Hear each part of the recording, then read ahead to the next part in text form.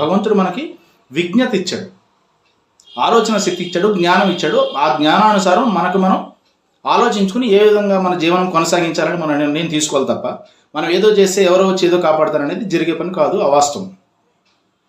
So దయచేసి దీన్ని కాంట్రవర్సీగా చేయకండి, అర్థం చేసుకోండి. సిడిసి రిపోర్ట్స్ అవి చూస్తున్నాను నేను. ఏంటంటే ఒకసారి మధ్యాహ్నం ఈరోజు సిడిసి రిపోర్ట్స్ ఇవంతా చూసిన తర్వాత నాకైతే ఒక క్లారిటీ వచ్చిందన్నమాట. అంటే ఫర్దర్ ఎలా ఉంటుందో తెలియదు. ఈ వేరియంట్ ఇప్పుడు ఏదైతే వీళ్ళు చెప్తున్నారో JN.1 అనేది న్యూ వేరియంట్ అని చెప్తున్నారు. ఇది కొంచెం సీరియస్గానే ఉంది. ఇప్పుడు మనం మ్యాథమెటికల్ క్యాలిక్యులేషన్స్ వేసుకోవాలి. ఎందుకంటే కోవిడ్ ఫస్ట్ వేవ్ తర్వాత సెకండ్ వేవ్లో మనకు తెలిసిన వాళ్ళు ఎంతమంది చనిపోయారో ఒకసారి లెక్కలు వేసుకోండి. ఖచ్చితంగా వీడియో చూస్తున్న వాళ్ళు ప్రతి ఒక్కళ్ళకి తెలిసిన వాళ్ళు కనీసం ఒకళ్ళైనా చనిపోయి ఉంటారు, 100%. కాదంటారా? ఒకసారి లెక్కలు వేసుకోండి, ఒకసారి క్యాలిక్యులేషన్ చేసుకోండి. తెలిసిన వాళ్ళు కోవిడ్లో ఎంతమంది చనిపోయారు.